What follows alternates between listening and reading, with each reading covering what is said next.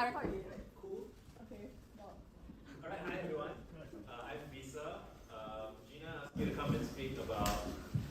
She said just improvise, do whatever you feel like doing, if that's what I remember correctly. And so, okay, how I want to do this is this is not a talk. This is just I've just put together some slides today, like photos of my life. I'm just gonna talk you through them, and I try to get through them as quickly as possible, and then we do like you're gonna call it Q&A, just talk stuff. But yeah, so it's about talking and about writing online and about trying to help people and do interesting things and make outcomes happen.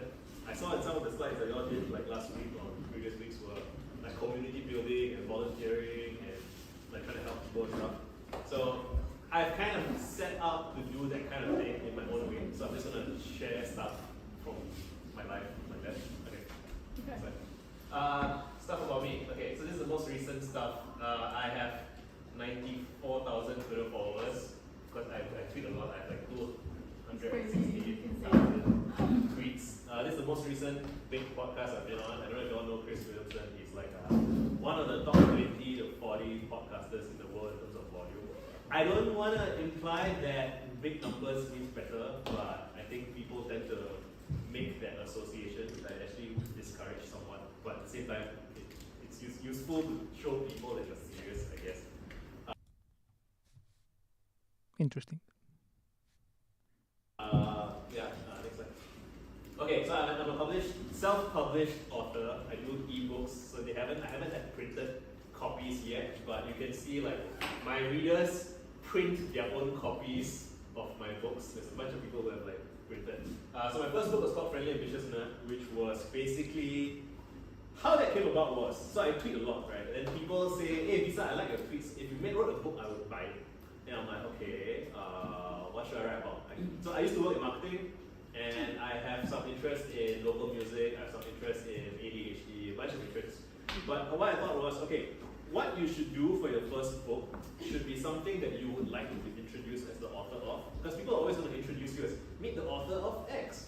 And so I asked my followers, when you share my tweets or my blogs with other people, how do you describe it? And then I collected all the feedback. People like, oh, this guy is so friendly, this guy is so ambitious, so curious. But okay, I pieced it all together and I assembled like some of my favorite Twitter threads and blog posts called the Friendly Ambitious Nerd. And my second book, Introspect, is basically a self-help book that I wish someone had written for me, because I felt like the stuff I read was all very all over the place, and I just wanted something that I could share with people. Again, I never set out to be like a life coach or advice-giving person, but I keep encountering people who like struggle, and then I tell them what I would do, and they say it's useful to them, and I receive that feedback often enough. Like people DM me, oh, 6 months ago I told you about my girlfriend problems, and now I'm so happy in my life, or whatever. Okay, if I can scale that, so that's yapping, right? Like someone just tells me about their problems, and I'm just like, okay, have you considered this? Have you tried that? What about this? And I do find that very often people just want someone to listen to them. So I've tried to craft a listening experience. I guess that's more listening as a service than yapping as a service, but interesting still. In a book, and people do say, it feels like reading this book. I guess the way he got there to the listening was by yapping himself, right? It feels like I'm being listened to by a big brother figure or something. And yeah, so this is part of how I make money. If people want to buy my books, they can buy it. But everything in my books is stuff I've also tweeted about, or written blog posts about, or written made YouTube videos about. So it's all free actually. But people want to support me so they can buy my books. And so I think later this month or maybe early next month, I should cross US $100,000 in all ebooks sold total, which feels like a very, very satisfying milestone. The first 100 books you sell is like, oh, okay, maybe your friends and family buy.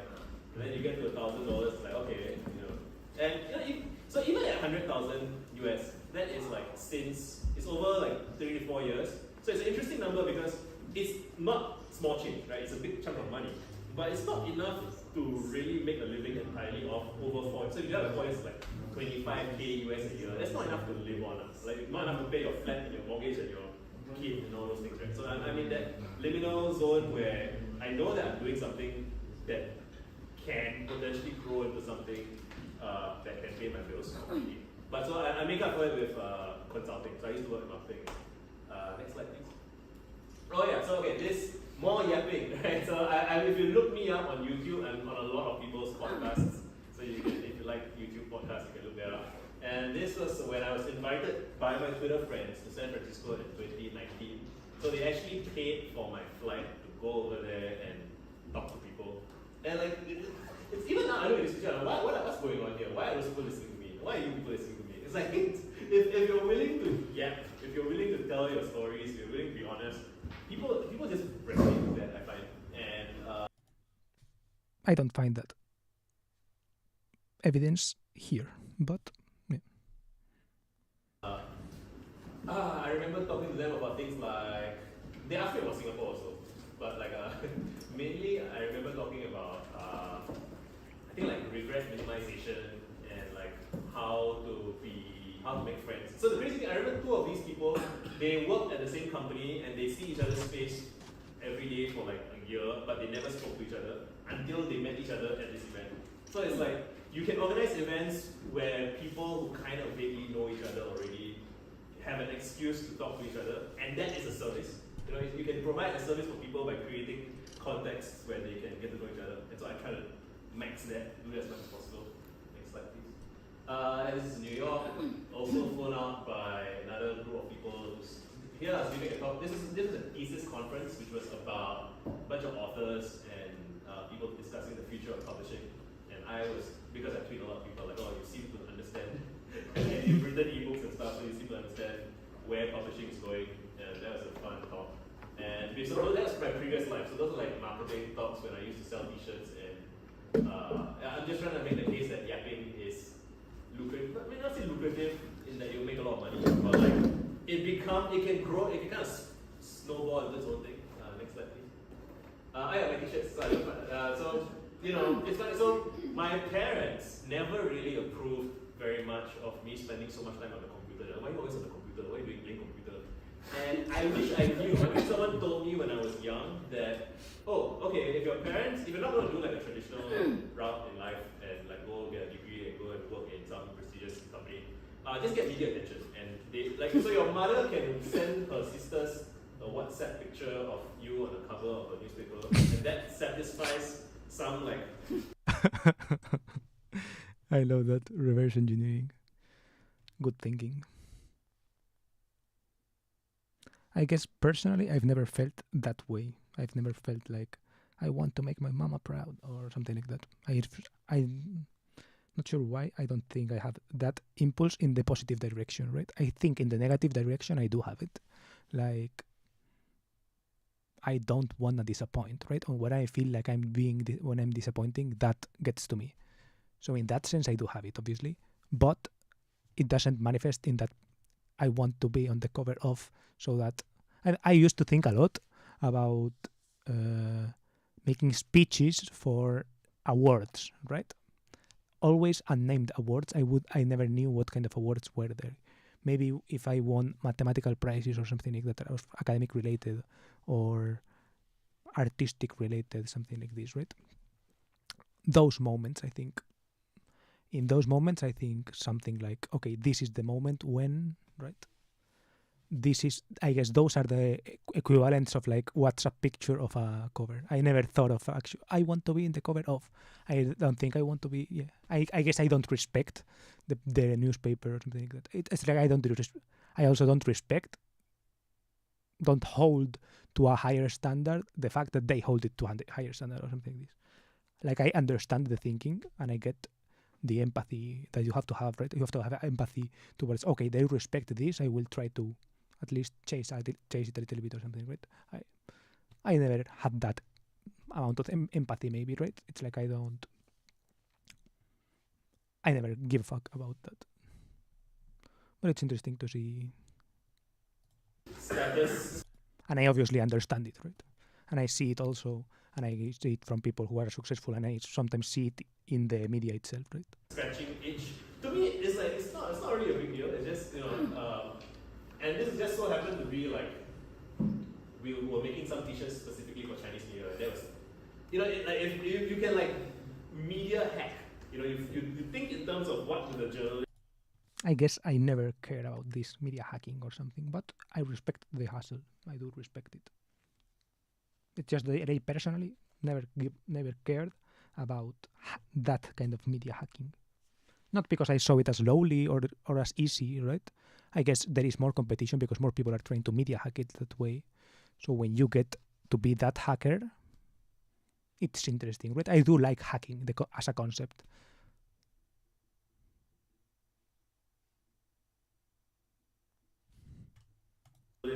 Want to write stories about, and you can, if there's something you can modify the act that you're doing.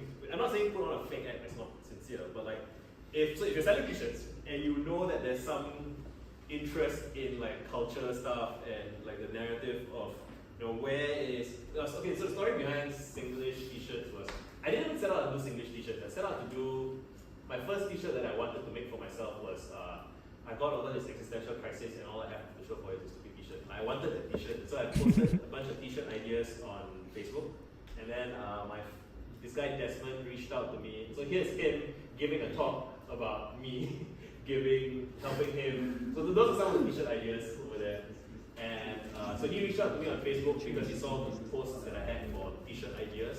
And so one of the things I'm trying to convey here is that you should come up with ideas that you think are interesting and fun, and you should put them somewhere where other people can see and other people can say, hey, that sounds cool, let's do something. Right? So that's what Interesting. I respect that, and I'm behind that, obviously, and I do it. I think I do it. I think I probably do it wrong, I guess, but I do it. Yeah. This is what this channel is about. I think the problem with this channel is like the where to find it or something like that, right? I also have my website and all this, but I think it's not as simple as that, obviously. It's like once you do it, I don't know, I guess this is my gripe with these kind of talks. These are the talks that you give to get someone to do it. The problem is that once they do it and don't get results, right? There's a lot of nuance, and people never give nuanced advice, right? It's like they start to charge for consulting or things like this, right? This is what I see as the problem. Or like you have to think for yourself and solve it yourself, right? And then you are the one who can charge for consulting, right? Those kind of things. T-shirt ideas. I didn't know how to make t-shirts, but he was like, I can help you with that. Let's figure it out together. Let's go it. And people in the comments were like, oh, I like this t-shirt. How much? I was like, how much? It's just an idea. It's not. So if you post your ideas, people will almost like propose that you take it seriously and you bring it into the world, and that's what happened. So during COVID, we kind of paused our t-shirt selling, and now I think Desmond is running the rest of it. So I haven't been keeping up with that, but it was a very fun experience, and we've met people from all over the world who buy t-shirts for their exchange students, friends, people, Singaporeans who are living overseas who feel homesick and they want Singlish t-shirts. And so I didn't sell out Singlish t-shirts, but some of the t-shirts were Singlish and they just sold way more. And like looking back, I realized that. So this was around like 2014, 15, 16, and I think that's what I've done wrong. I have expressed my ideas and all of this, and the thing I haven't done is the ones that do well go more, like go ham on those. That's my problem, I guess. Also because, I think there was a period of time where, for personal reasons, I would say, right? It's different. I guess it also depends on perspective, but it's different, I think. When the t-shirts are things that you made and you have to like, I don't know, it's like you can accept that those sell more, right? And you do, I guess there is an element of personal in the business. It's like you don't want, maybe there is a type of person who would be like, I don't want to be known as the guy who sells Singlish t-shirts, versus being able to accept that, okay, I can be known as the guy who sells Singlish t-shirts, right?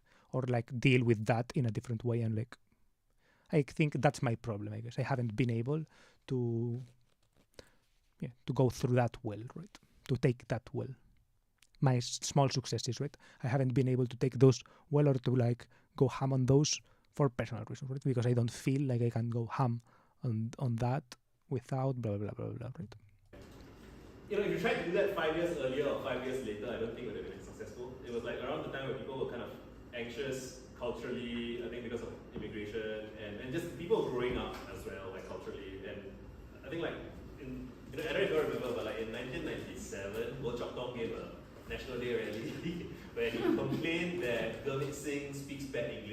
sent to speak good English classes. And so that was initially Singlish was considered like low status, I think, and people were trying to speak in like proper English, as a speak good English campaign and stuff. And it took a while for, I think, probably after social media, when that and more immigration and everything, where we have people who want to have ownership of Singaporean identity. And so like my t-shirt company was in the right place at the right time, responding to the feedback on the ground that I was getting. So it's not even like, wow, so lucky, you know, it's like, if you have a t-shirt company and you're talking and you post ideas for what's coming up for you, and you're responding to customer feedback and hearing people suggest. So I think half of my t-shirt ideas were like suggested by customers. So I had one that was like, I can't remember which one. So Yeah, I guess I haven't made a lot of videos that the other viewers have suggested. That's the problem. The danger I wanted, I was very proud of, because I used to walk past the sign on the way to work, on the way to school every day, and I wanted it on a t-shirt. But like some of the others, I think one's like I'm on the way, maybe, I can't remember the space. Anyway, I'll just keep going first. Next slide, please. Oh, this is fun. So once I was thinking, I'm very stressed, I want to scream. Where can I go and scream? And then my friend said, go Hong Lim Park. I was like, actually, why not? So I applied for police permit. I applied for Hong Lim. No, I reached out to Hong Lim and said, can I do a screaming event? There's no politics involved, no protest. We just want to scream for. And then I think they asked me, is it like therapy? I'm like, sure. If that's what you want. I just want to scream. And then I think there's like a news story, like the newspaper picked up on it, multiple articles picked up on it. And I also applied for police permit, and the police said no need permit, but it was a very, like, you know, they say, please share your wet weather plans. And I'm like, we will scream in the rain. It's just, you know, I share this because it's such a spectacle. It was so fun. It cost nothing to do. And it was an event. And I got, when I posted about it online, I got job offers for it. People were like, hey, can you help us organize this event? Something like that. You seem like a guy who understands events. And I'm like, yeah, I do. But like, yeah, you mean other people are going to school and getting jobs, and like, you know, you can just do stuff. Yeah, I guess I like that. I like that the attitude, right? And I think I can take that from me as well. Right? It's like, yeah, I just said that for example, he could have done that, but he didn't. I could have done that, but I didn't. Right? I have my reasons. Stuff, basically. Yeah, next slide, please. Yeah. So I protested the government before. This was at Free My Internet at Hong Lim as well, and I chose to do it actually because the other people that I knew were protesting were all like very anti-government, and I wanted to be like a moderate voice, which I was. And it was like, maybe the current government is doing great, but what about a future government that, you know? And the Straits Times actually quoted me directly. They said, blogger Visalan Veerasamy said, the current government is very good, but what if a future government someday exploits these new changes to the digital something rule? And I was like, you can actually get like criticisms across if you like wrap it in like the Trojan horse of, which is kind of like those like Chinese emperor last time. So all the birds are flying backwards. That's what the emperor is. So if you, as long as you don't like incite negative feelings, headstrong, head on, you can get. It's amazing what you can get people to pray. And that's me doing stand-up comedy. That was because this was like 2010. I was such a baby. I was interning at a college newspaper, something, the local magazine that was about campus experiences or something. I didn't go to university, I don't know why. I should not have been there, but they let me, again, people just let you show up and just say, I want to do this thing, and I'm like, okay, sure. And they were like, okay, let's do an article about trying something, like a try guy. So go and try, you will go and try stand-up comedy or something. Okay, I'll try it. And it went really well. If you look it up on YouTube, it was a lot of fun. It's the only time I ever, before a public speaking event, was so nervous that I had to go and take a shit. I was so nervous. And I spent all my time preparing what I wanted to say, and then like, I got on stage and my wife said something from the crowd, and I got distracted and I ended up just talking about my wife. And everyone found it hilarious. My wife found it horrifying. You can watch the video, and she's like, oh my god, why is she talking about me? And I'm like, I got blanked out what I was going to say, so I ended up just joking about my wife, and it did really well. And if you've never tried stand-up comedy, I highly recommend it. It is very, once you can do stand-up comedy, you feel like you can do anything. I do think that's true. Like to hold an audience's attention with just a mic, and they are like a paying audience, but this is very friendly. Comedy Masala, they are open mic night. So even if you do terribly, people, as long as you're like humble and like, okay, sorry guys, thanks, and they'll like cheer you on and clap and stuff. And it's like a before after thing. I think if you ever tried doing stand-up comedy. Yeah, next slide please. This is blast from the past. Yeah, so this is one of my favorite. You can just do things. Where in 2012, I was blogging about local politics and stuff, and I told my friends, hey, I remember I was sitting at a coffee shop, no, a HDB void deck with my friends, and they were discussing politics, and it sounded so stupid. I'm like, I can't stand talking to you guys about politics. I'd rather go and talk to the Prime Minister. And they're like, why would the Prime Minister want to talk to you? I'm like, that's a good question. I should figure it out. And then I blogged about it, and then I said, how can we make this happen? And then something bounced to somewhere, and then someone at the PMO office was like, actually, this sounds quite interesting. And then they invited me to an event where there were a bunch of bloggers. So it wasn't just me, but if I post just like that, it's like, wow, so he didn't just want to meet me, he was meeting a whole bunch of people. But like the photo looks very, wow. Everyone told me I was an idiot. I did it. You can just do things. He's very smart, he's very thoughtful. I was hoping to catch him saying something stupid, or like blindside him, but he's thought about everything. So very thoughtful guy. This was one of my kind of like mind expand. This is like April 2012, and that was like August 30. In the same year, within a matter of months. So it's like if you define outcomes for yourself that you want, right? And I tweet about this as a joke about outcomes you want. Like then there's always a chance that some benevolent person or some third party or someone be like, oh, wouldn't it be fun to make that happen? Like the people who can potentially make it happen might choose to help. Whereas if you don't say it, that's not going to happen. So it's worth saying the things you want. So this was, I was 21, so I was very gung-ho, very want to, Now I would be more like kind of playful about it. Back then I was a young man, it's something to prove, I guess. But yeah, now I will be more playful about it. But it still works. Next slide, please. This is a bunch of stuff. Okay, that group photo is an outing of a Facebook group that I organized in 2010. Even then, I remember someone invited me to a Facebook group about it was called Rise Against the Bourgeoisie. And it's like there's a bunch of really pretentious discussions that were like people just insulting each other in extremely tedious ways. And I'm like, this is terrible, I can do better than that. And so I organized a group, invited some of my most thoughtful friends, and I said, hey, you guys invite your thoughtful friends. And it expanded until like 200 plus people.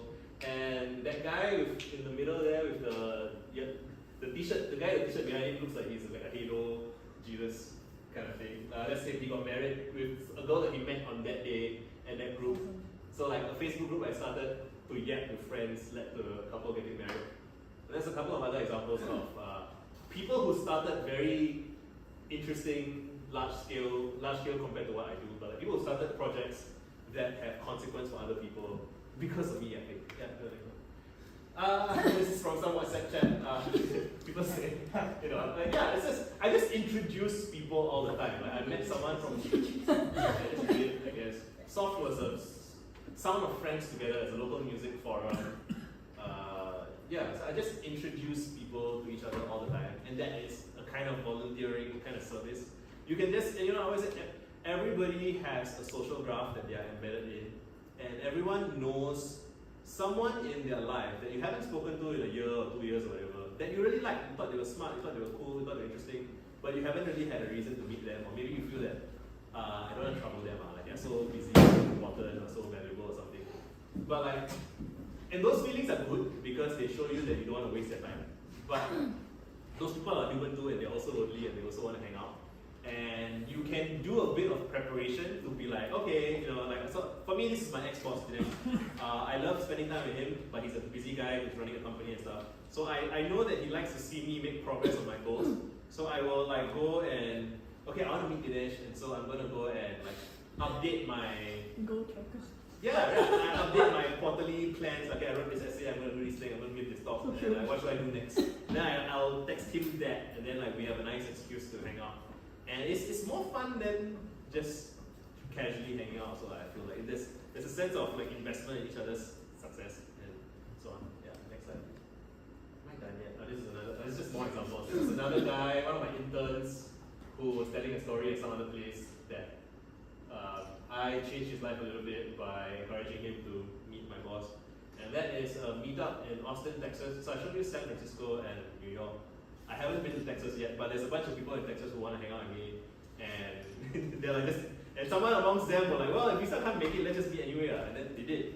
So you can literally bring people together on the other side of the planet without even being there physically, just through your writing and through your and I guess if you write a book, especially, like people can post book clubs and then they can meet and then they might find their spouse there, they might find their co-founder of the company there. Yeah, next slide please. Okay, so when I said I was going to give this talk, someone asked me, how do you get into the yapping trade? So let me just read out to you. So the first thing I says, yap as much as possible to get good at it. So like, just keep talking to people. And early on you might think, I don't know what I want to say, I don't know what I care about, I don't know what, why would anyone even care? And like, those are all not really very important questions. I mean, they might feel important, but you can just, a year later, if you had done more of it or if you had done less of it, the outcome is going to be roughly the same usually. So just talk to a lot of people, and if you want to be a professional at this, basically, then you want to be kind of like outward seeking, that you want to go to events if you can, or publish stuff publicly if you can, and have like a review process. And usually most people doing things casually don't go that far. They just do stuff and then they don't think about it. But if you've been doing a bunch of stuff, you can do an analysis, right? Look back at the stuff that you've done, which did well, which did not so well, and then like why? Why did the things that do well, and why did the things that don't do so well? And then you come up with a hypothesis. It's a scientific method, right? You just apply the scientific method to your own pursuits. And this can apply to anything that you want to do, you just get better at it. And if you don't know how to get better at it, you solicit feedback from someone else who's doing some better version of it potentially. And it's just a list. And then you can do that with anything. Next slide, please. I don't know if I want to keep this. I don't know why I have this here. I'm known for a bunch of Domino's memes in terms of like having big picture plans. This was in response to a friend who was like, why are you still staying in Singapore? Why don't you travel? Why don't you migrate to the US or something like that? And this was my response. I'm like, I do think Singapore has the potential to be arguably the most interesting city in Asia. So I wouldn't claim like most interesting city in the world necessarily. But I do think Singapore's best years are ahead of it. I think that everything bad about Singapore is like temporary, cultural. And when I say temporary, I mean like the past 50 years, right? Like since post-World War II, that one generation of people who are PTSD and economic focus, blah blah blah blah. You get the idea. And whereas the things that are good about Singapore is small, it's sovereign. Our NS guys preserve our sovereignty and that's underappreciated. Which means that a group of friends, like 12 people, can influence discourse in the whole country. And like when I have talked to my friends who are American or Indian or Nigerian, like they all are so helpless with regards to like their national politics, because like anything you say, you have no idea, like there's millions of people you have to try and reach and you can't reach them. Whereas in Singapore, it's like you do a good Reddit post, it goes on Mothership and then it goes on WhatsApp and then like everyone reads it, right? Which is a privilege and a blessing that we have that we don't appreciate enough, because we have been conditioned culturally to not yet. So if more people yap more, and you can even do it anonymously, like Singapore deserves a better class of like anonymous blogger and like just thoughtful content creator. However you think about it, I think of it as authors, poets, whatever. Like people who really come up with a vision for a better way of, I don't want to say better way, but come up with a vision for just a life that is fun and wholesome. Interesting. Maybe one day I'll move to Singapore or something. I don't know. I wonder about the sovereignty. It's interesting, the national service, all of that. I probably agree with the parts when he talks about the PTSD culture or something, but I'm not sure if it's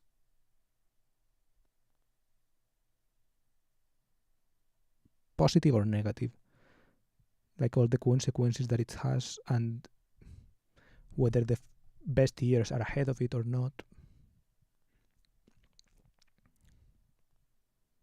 I like the optimism though, and I wonder if there are people like that here in Spain, for example, or in Germany, the place where I'm going to now. If there are people who say the best years are ahead, right? That's interesting.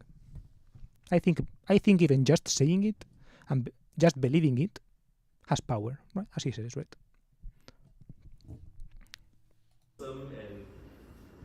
And exciting. Like very often you ask people how to describe. You ask people to describe Singapore, and they're like, it's very safe, it's very clean, you can make money, and sure, but like no one's excited for that life. Like the top 0.01% of people on the planet, like they don't need that. They want to go somewhere where they feel like they're making a difference and they're like making the future happen. And I do think like we are regionally very well positioned.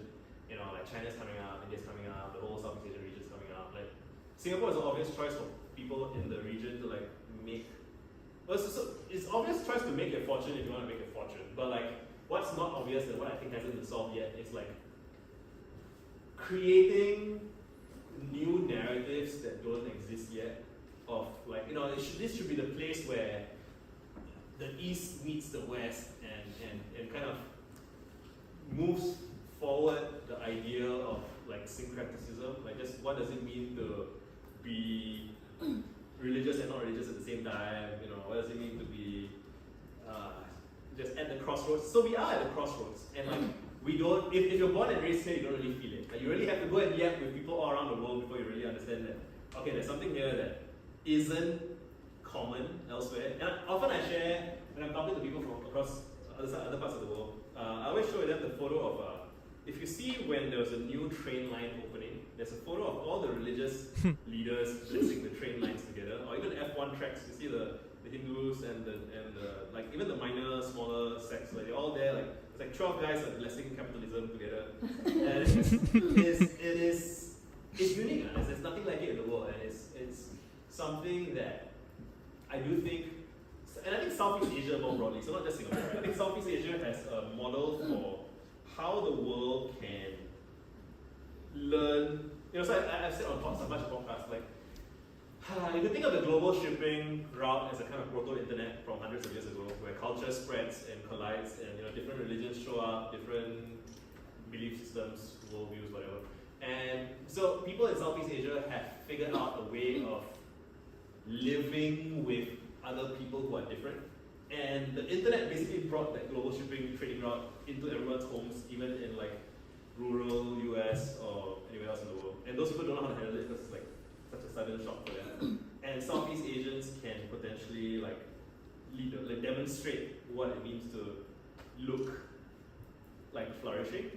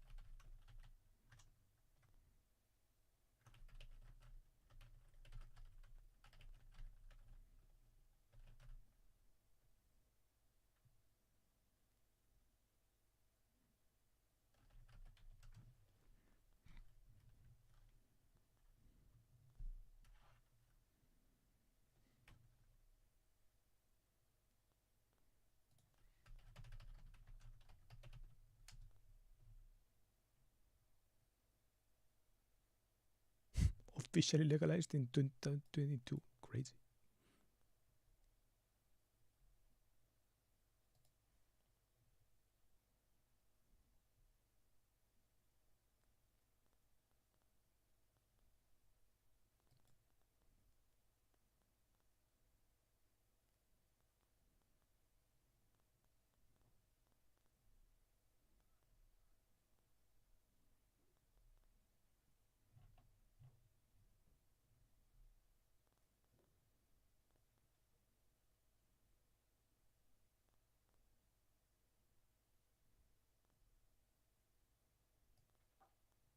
Dumb. Dumb.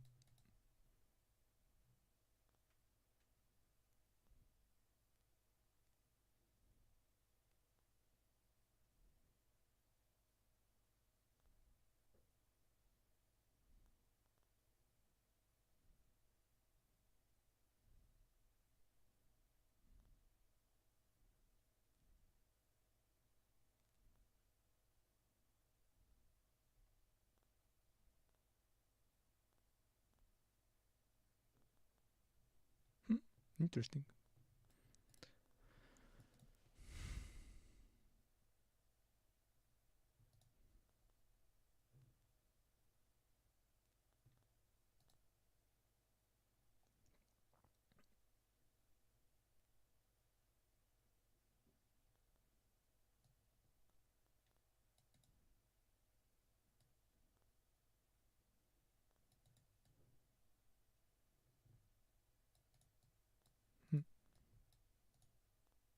Interesting.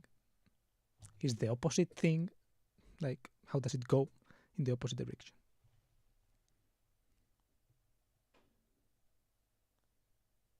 Well, here it says it in a neutral way, so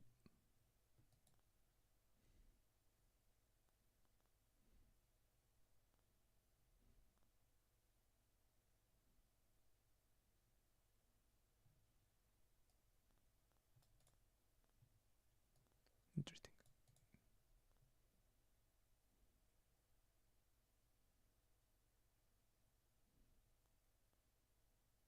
Hmm.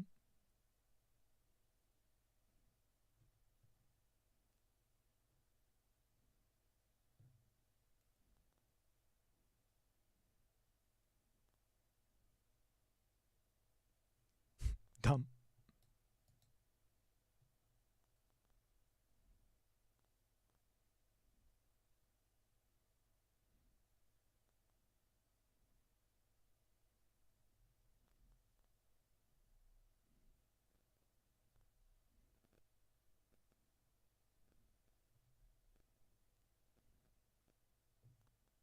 (1973).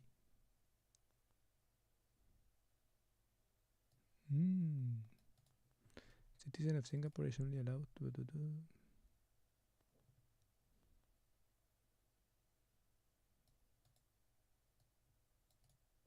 Interesting.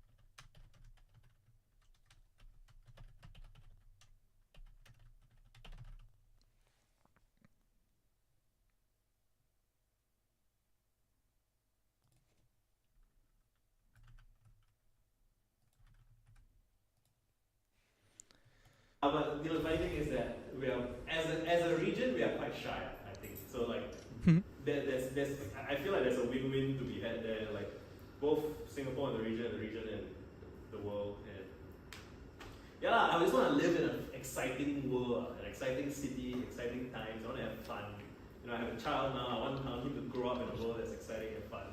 And I think we can do it. So I think just find optimistic people who are passionate, encourage them, introduce them to each other, teach them to present their work to each other, and you create spectacle, more people get interested, and you kind of snowball and influence culture for the better. And Singapore is one of the best places to do that. Maybe it wasn't like 20 years ago when, like, before social media and when, like, media controls was hype and stuff. But I think that's changed, and I think culture is very slow to adapt to reality. Like, the analogy I always use is like, the electric guitar was invented like 20 years before Jimi Hendrix was born. But like for the first 20 years, every time people picked up the electric guitar, they just conceive of it as it's like a guitar but louder. So we'll just play guitar music but louder. And Hendrix was the first guy who was like, actually this is a whole different instrument, you can do crazy wailing shit with it. I think the same is true of social media. I think the same is true of like all technology and all novel innovations. And which means there's opportunity there. There's new things we can do and nobody has done it yet. And so we get to be the first. I think it's very exciting. Do I have any more slides? I think that's it. Yes, okay, I'm done. I took a bit longer than I would have liked, but thank you for listening. And if you have any questions or if you want to talk about anything, we can just hang out. So, yay. Are you guys shy? Do you have any questions? Don't be shy. Yeah. So your talk is titled Yapping as a Service. How do you think we can combat people who get as a disservice? That's a good question. The question is, your talk is Yapping as a Basically, Service. there's a bunch of people who are either saying nothing, so they're taking out airtime, or they're saying things that are absolutely could be harmful. Sure. So Yeah. how does Right, so I'll just restate the question. It's like, you're describing yapping as a service, and what about people who yap as a disservice, either by wasting time or by saying hostile things or by and so on. I think, and this is a difficult question, and it's an important question, and I think that the answer will be different for private individuals all the way up to depending on how much authority you have over a social environment. So 20, 30 years ago, the Singaporean answer will be you clamp them down, you sue them, you just shut out their voices or whatever, and that's increasingly not an option in the general sense.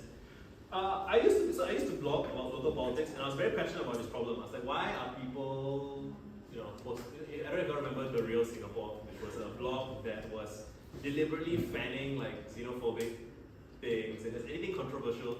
And I think the lady who it's like the husband and wife team, I think, who ran that website, and it's like just posting very, is it the foreign workers who are making this thing happen and so on. And Now they do the wrong. now they do it, which is much more pro-social activity.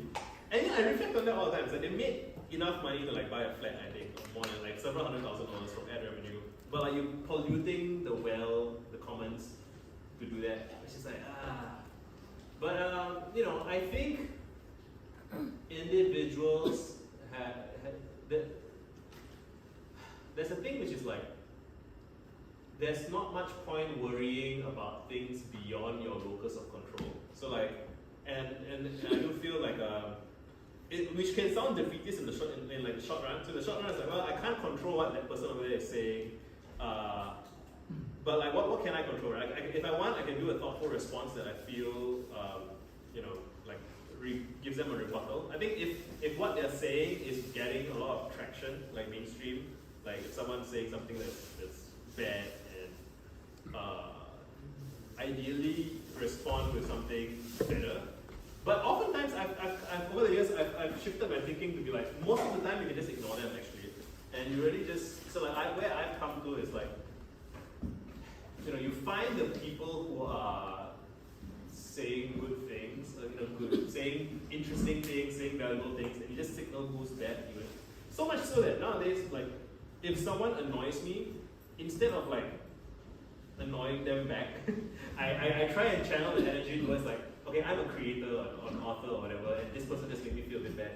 I am going to go and find my friends who are authors and make them feel good. I'm going to transmute that frustration and offer encouragement to people who I think are doing interesting work.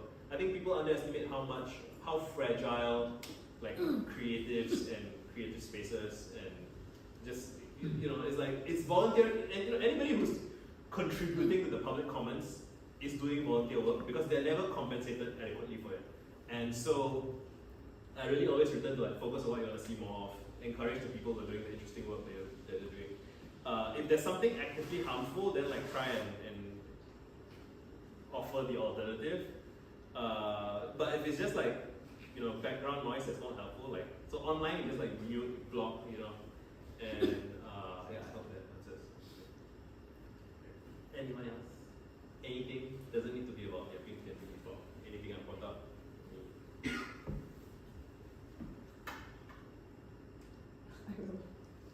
All chill. Anybody here doing any public facing work? Anyone? Public facing. Just anything that is like it's a side project or something that is accessible to the public, as opposed to doing Community? it. Sure. I think However you interpret that. I think most of the people here are Yeah. involved in some kind of community. Community. What was that like? Like what?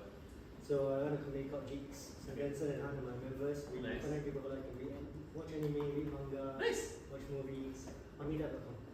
How's that going? Run it for 6 years. Oh, shit. I like the rate of growth. It's some people would say slow, but I like the rate of growth. I think slow is better. I do think that, especially in the age of after Facebook, like there's this mainstream prestige seeking, like it's almost like a cursed. Like if you're not growing super fast, that means you're not doing enough, or you're not enough. Like you're failing at the thing. But like people who pursue hyper growth, there's always costs involved with that. And yeah, in fact, when I look at the stuff, all the stuff I've described so far, right? Like the striking thing to me or to some people that I talk to is like they're like, oh, you have all of these things. Why don't you raise funding and try and like accelerate this to like and do like 10 times more or whatever?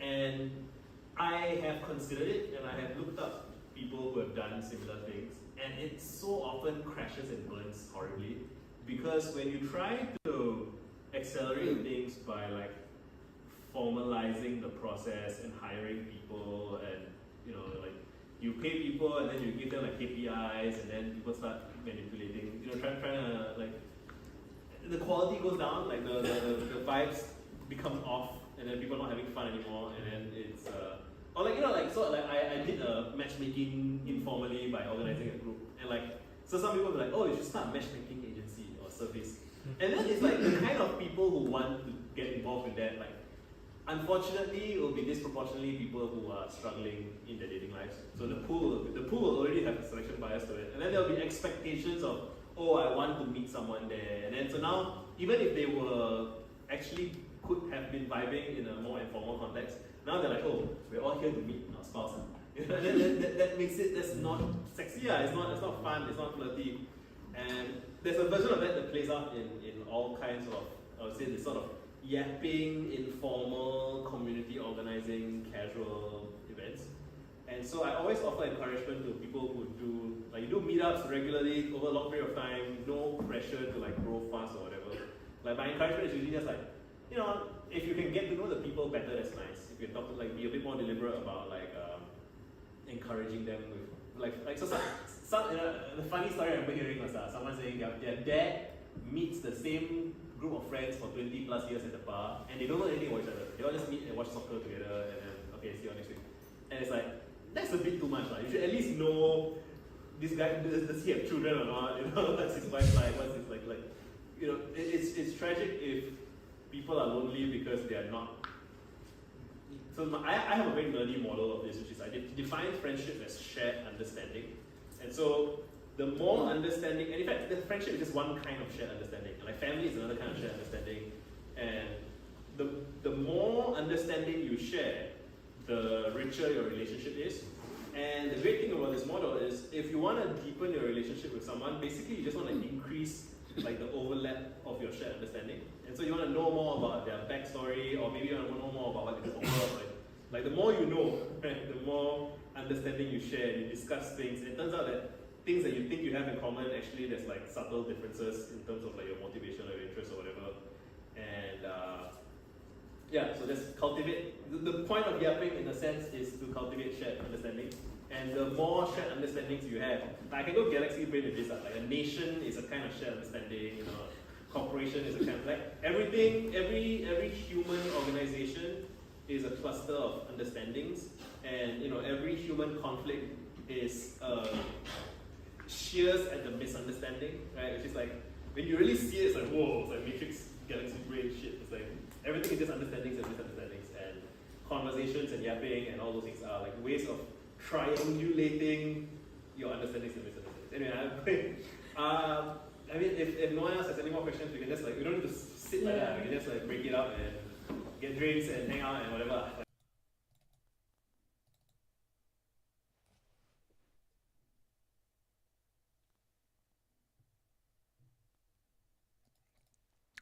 Interesting talk.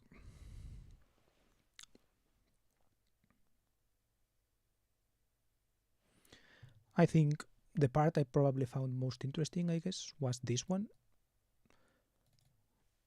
That's why I wrote the actual comment that I'm probably going to send.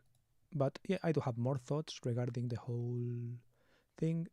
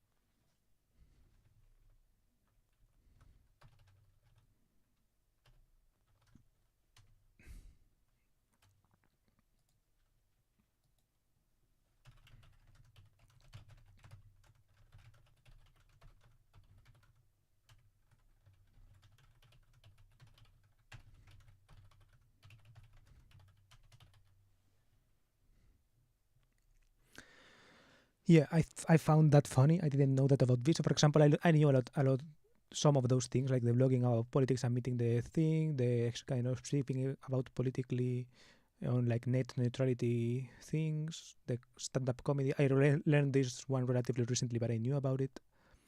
The t-shirts thing, I knew also about it. The meeting the PM as well. I didn't know all the backstory and all the details though. I didn't cut or I'd forgotten about the fact that it was because he was talking politics with his friends and he did that. Like all of that little thing, yeah, those little details are good to know. And when he tells them to like a new audience like that, they're cool. It's cool to see how he expressed them. He expressed those. And yeah, for example, some of these events I probably didn't know every single one of those events and all of those things. So yeah, it was an interesting thing. But I've seen, for example, these screenshots and all that. Didn't know this intern as well, like this part about the structure of the talk is interesting as well, right? How this is like how other people speak about him. I don't know. It's cool. It's cool. The yap. How to get into yapping.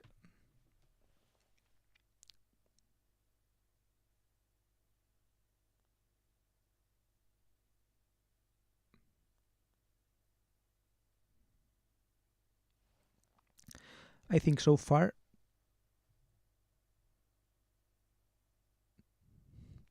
I'm obviously not a professional, right? And I'm not following the guidelines, the YAP guidelines super right. But I think when he talks about hacking growth, hacking media, etc., and also about slow growth, etc., at the same time, right? It's interesting. I know the A Lemao meme of everything is like chaos and everything is ordered. Let's say A Lemao or whatever, right? I forget how the meme goes.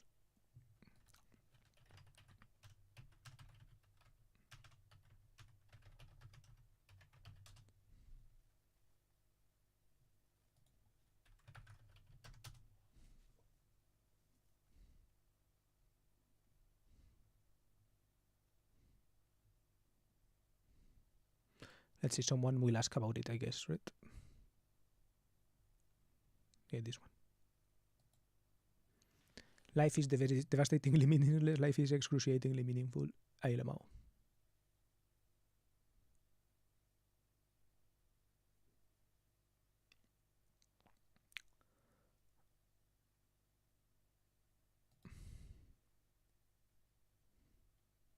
So yeah, I guess it is a seek slow growth, but seek growth, right? It's like you can't stay static. You have to get growth so that it eventually compounds. But if it compounds too quickly, it can crash and burn, right? I guess it's finding the balance. And I think I'm way into the not growth part of growth. But it's hard to tell not growth from slow growth as well, right?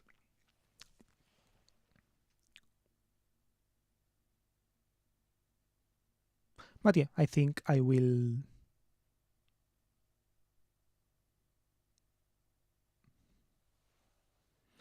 I think I'm slightly more inspired towards pursuing this kind of growth, right? To growth hacking, etc. But in a slow way, right? It's like I've seen opportunities, I haven't pursued them, I haven't done this kind of audit, right? This yapping publicly and auditing. I've done some of it. I've I've reached some conclusions. It's I guess time for more reaching conclusions parts. Less yapping, more reaching conclusions. I think I'm lacking in the reaching conclusions balance.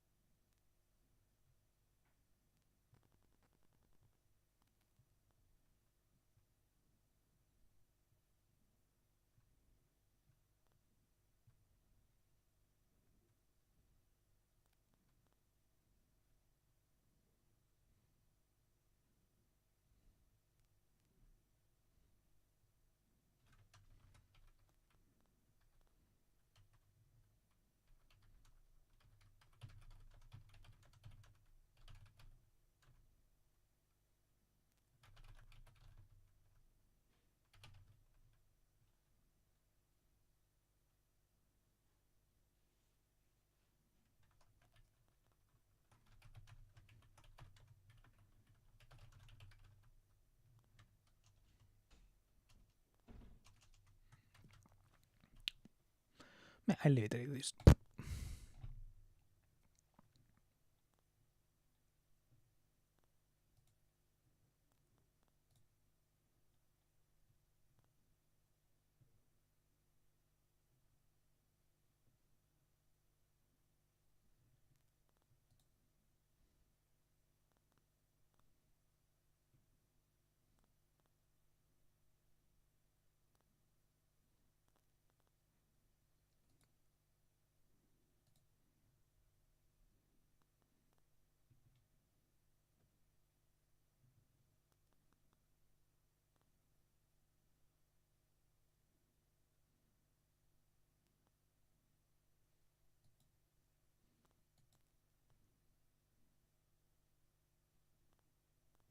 Okay, let's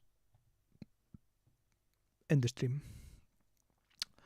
Thank you if anyone's watching in the future, right? When there's 0 viewers, I usually say thanks no one for watching, but maybe someone is in the future. I hadn't thought of that. So if someone's watching from the future, maybe even me, thank you for watching, and yeah, goodbye. Hope you enjoyed some of my commentary in between the little talk, and yeah, it was a nice talk. I think this is a good stream for those chill days, right? These winter, almost dark already days, period between Christmas and New Year's, aka Reyes or Reyes, right? The year stained, and